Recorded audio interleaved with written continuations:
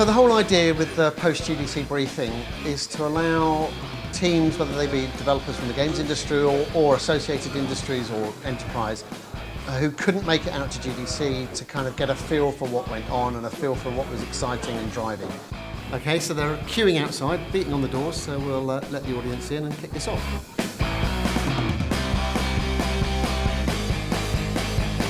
So this year at GDC, trend-wise, it was very much all about VR. I think VR dominates GDC again this year.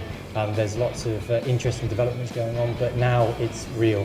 What impressed me most probably was the range and diversity of projects on offer, and also how people seem to be coming to a sort of shared understanding of the language of VR. I mean, we've a long way to go, but sort of already some ideas of what things work and what you need to do in VR. So for me, the most impressive demo and announcement at GDC was the example we showed in our keynote of the real-time performance capture. In conjunction with Ninja Theory and Cubic Motion and a whole bunch of other folks, we showed something which has never been seen before in a fidelity which was frankly unmatched.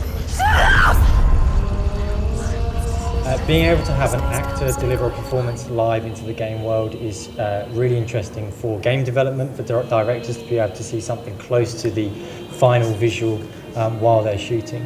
Not just for games, but also for movies as well. And if we look further, then if we look at taking this kind of technology into VR, it means that we can have true, lifelike, believable characters in a virtual reality space.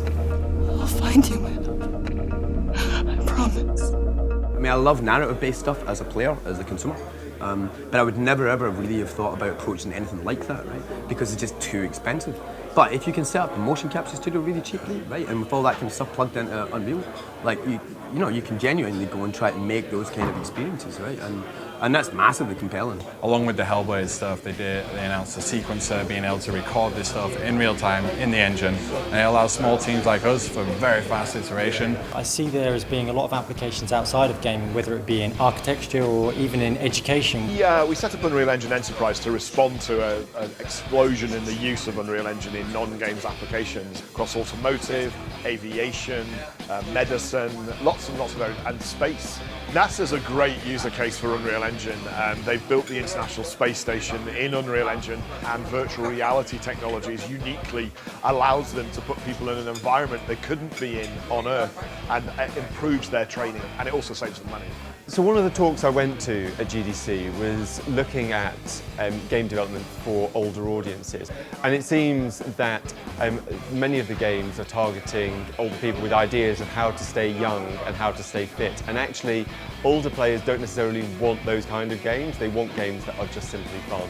And actually there's a really interesting breakdown of what experiences they like, what experiences they want, and what experiences aren't currently on offer for them. Today was a really good opportunity for me to come along and talk to people who didn't get the chance to go to GDC and have some really interesting conversations about the work that they're doing, but also talk about how us as an industry can move on some interesting areas like VR. We've made sure our engine is, positioned to be the premier platform to develop VR content.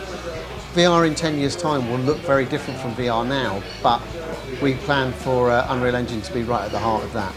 Yeah, today's been incredible. I kind of wasn't sure what to expect. I kind of got the email and we just showed up, and it's kind of just nice to have a conversation, especially about GDC, because GDC is so hectic. There's never time to kind of cool down and reflect. So this is kind of just a nice reflection event where you can kind of figure out where the industry's at, figure out other people's opinions and directions, and kind of reassess stuff moving forward.